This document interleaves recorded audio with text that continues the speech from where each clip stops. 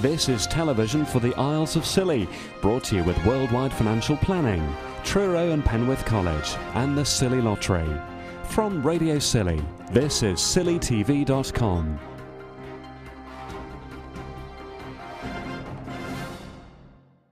Councillors, school staff and governors have got together to have a look at the plans for the new school build and go on a guided tour of the site next to Carngwavel Primary Base. It's very large. I'm sure there are many people who think it will be a great asset to the community. And it was very interesting to be able to go around and see how it fits in, but difficult to get more than a vague impression at this stage. We'll have to go back later on and see when the rooms are kitted out, because at the moment you're walking through a whole mass of metal beams and girders, so it's slightly bewildering to get a sense of perspective, I think. It was mentioned of the art room and whether it could have more light in there, but I think this has been taken on board by the project managers and Mace, and they will go to Mace and say about it, or Kia, they'll go to Kia to see whether they can't get more light in there, which I think they will do. It is difficult to tell because not all the windows are glazed at the moment, so therefore I think it's going to be a much lighter building than we are being led to believe today.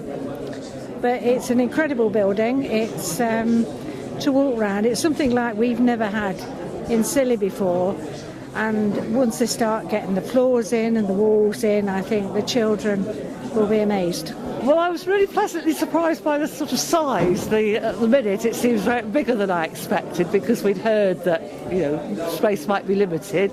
And I like the idea of the outdoor walkways for the pupils to get some fresh air as they're moving between rooms. I don't think that's a bad thing. And, how well they appear to have got on in a relatively short space of time. There are lots of rumours going around over the new project, one of which is that it won't hit its target and be open by the end of October.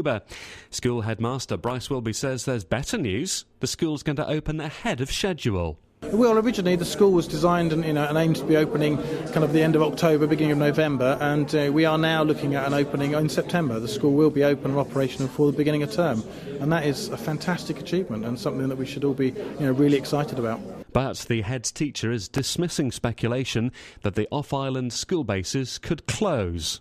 The off-island bases are not threatened by the new school. They are in fact enhanced. They are a part of our school. All those off-island classrooms are part and parcel of the Five Islands School. They are no more at risk than they are last year and the year before. They are equally valid and equally valuable as they still are. Significant reorganisation of the school is underway at the moment, and some job titles and staff roles will be changing. This is a way of maximising the budget, says Bryce.